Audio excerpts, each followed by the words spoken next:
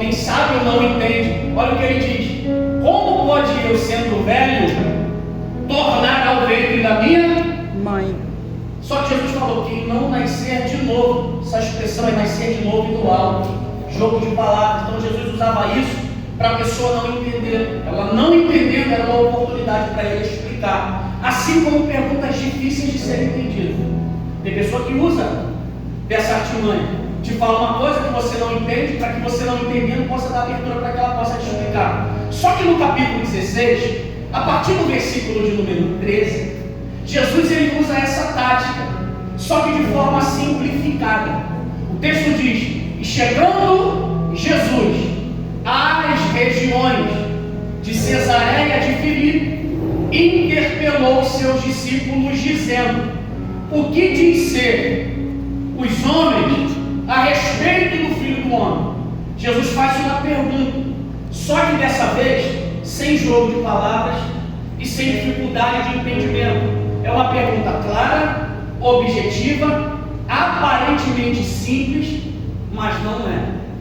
Aí o texto faz questão de dizer que Jesus ele faz uma pergunta direta, clara e no lugar certo. Você já parou para se perguntar por que o texto faz questão de dizer: chegando Jesus às regiões de Cesareia de Filipe? É isso que eu falo. Comece a questionar a Bíblia, que Deus vai iluminar o seu entendimento e vai fazer com que você veja coisas que a maioria das pessoas não vê. Não porque Deus tem seus filhos preferidos, mas é porque existem aqueles que têm a necessidade de dizer: Senhor, o que eu recebi está bom, mas eu sei que já é a medida, mas que o Senhor tem mais. Eu sei que o que eu recebi está bom, mas o Senhor tem mais. Então, olhando para esse texto, fica cravado: chegando Jesus às regiões de Cesareia de Filipe. A cidade de Cesareia, ela foi uma cidade edificada. Para você entender por que Cristo usa o jogo de palavras de pedra e rocha, mora aqui o segredo. Chegando em Cesareia de Filipe, é uma cidade que foi edificada pelo grande líder da Judéia, por nome de Herodes o Grande. Ele edifica essa cidade em homenagem ao imperador da atualidade naquela época, chamado de César Augusto.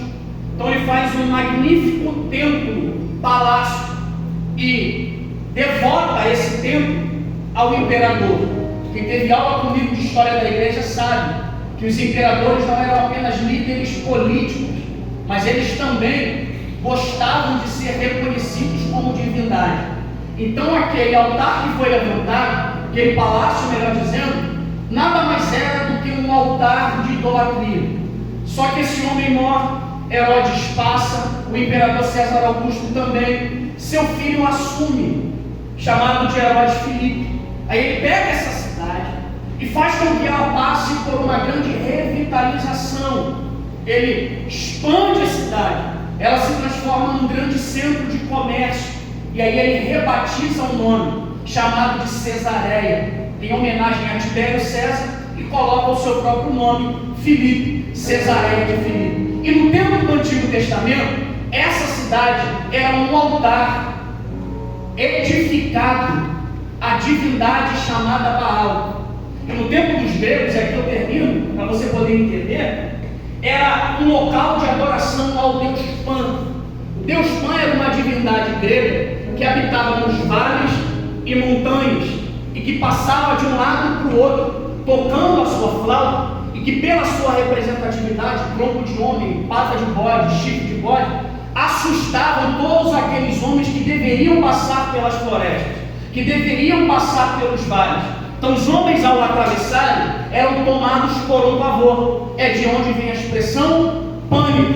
Pânico vem de Pan. Então em Cesareia de Filipe foi edificado um altar a esse Deus. Uma grande pedra foi levantada e esculpida, aonde sacrifícios eram oferecidos. E no templo ao Deus Pan, que significa todos, existiam estátuas de diversas divindades. O Deus que curava, o Deus que salvava, o Deus milagreiro, o Deus casamenteiro. Então nesse lugar que foi marcado pela idolatria, Jesus lança uma pergunta. Qual é a pergunta? feita na pedra da idolatria. Vocês que andam comigo e que também transitam pela cidade, diz para mim o que diz ser os homens, o Filho de Deus. É interessante que essa pergunta tem duas respostas, porque a primeira aplicação da primeira resposta é nesta: uns dizem que tu és Elias, João Batista, Jeremias ou um dos profetas. É positivo, porque olhavam para Cristo e viam as características de Elias, Jeremias, João Batista ou dos profetas. E o que esses homens pregavam? Arrependimento. Elias, 1 Reis capítulo 18, para você ver que o sinal é importante, mas não é o fim. Ele junta, juntamente com os 850 profetas de Baal, e diz: podem ir vocês primeiro, e depois eu reparo o altar. E eles começam a cantar, eles começam a se portar. Baal não responde porque o céu está em silêncio. E o que me chama a atenção é que ele exaltou o altar, e antes dele chamar para que Deus possa intervir, primeiro ele abre a Bíblia e começa a pregar, como que dizendo: antes de cair fogo do céu, o fogo tem que cair quando a pregação começa a ser disposta. E qual é o sermão de Elias? É sermão de arrependimento. Até quando vocês vão cochear entre dois pensamentos? Até quando vocês vão pensar que existe a possibilidade, vergonha, de seguir a Deus com mente e corações divididos? Deus prefere muito mais alguém que peque e que reconheça que está pecando do que alguém que tem aparência de santo, mas por dentro tem o coração de Deus.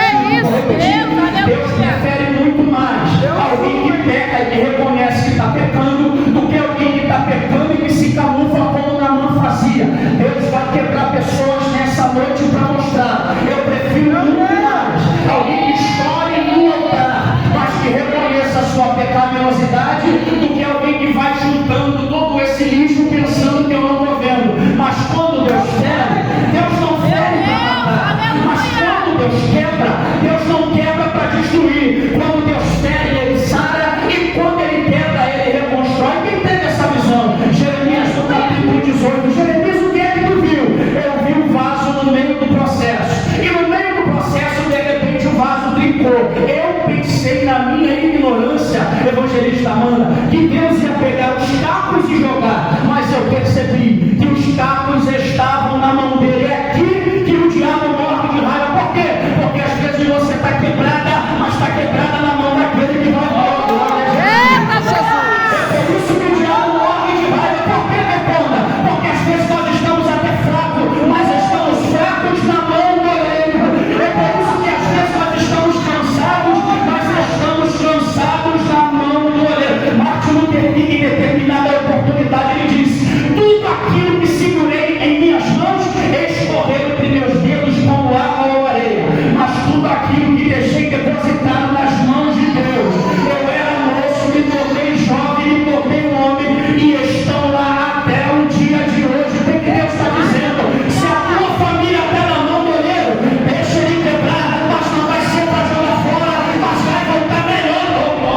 Aleluia, Deus! Estou ficando todo arrepiado, não é o ar-condicionado, não. É a presença daquele que desceu na pedra de Baal para dizer: aonde ficou marcado de forma negativa, nessa noite eu desço para escrever uma nova história. E quem não acreditou em você, e quem não depositou confiança em você, vai ter que ver você sair daqui completo. Aleluia, Deus! Oh, Espírito Santo! Que palavra linda, Deus! Segundo, que diz ser os homens a respeito de mim? Quando Cristo pergunta, é porque ele estava carente, se preocupando com o que os outros falavam. O objeto da resposta não era crítico saber o que os outros pensavam, mas o que os discípulos que conviviam com ele poderiam afirmar. A segunda resposta, a aplicação, melhor dizendo, desse texto, quando Jesus é comparado a Elias, Jeremias, João Batista como os profetas, é que quem olhava para Jesus o via apenas como mais um, como tantos outros que já tinha vindo, e que, como agitadores, com o tempo seria levado e a sua história passaria. Eles olhavam para Cristo e viam Cristo apenas como mais um milagreiro, curandeiro.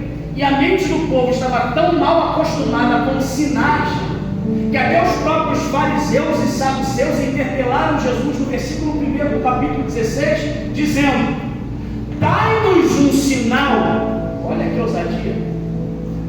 Fariseu e saduceu, casta religiosa elite, que eram aparentemente inimigos porque tinham crenças diferentes, se unem no intuito de interpelar a Jesus, dizendo: Jesus, dá-nos um sinal.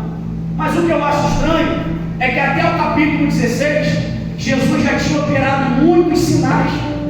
Se Jesus já tinha operado muitos sinais, e muitos sinais os fariseus já tinham vindo, por que eles pediam sinais para Jesus? O que eles pediam para Jesus não era sinal. Eles tinham dificuldade de reconhecer o que Cristo, oh glória, irmão, vou repetir. Eles tinham dificuldade de reconhecer a forma como Cristo era usado. Dois inimigos se juntaram porque não aceitavam a forma como Jesus pregava. Será que nos dias de hoje tem isso? Pessoas que olham para nós e tem que nos engolir seco, que olham para você e tem que te engolir seco, porque sabe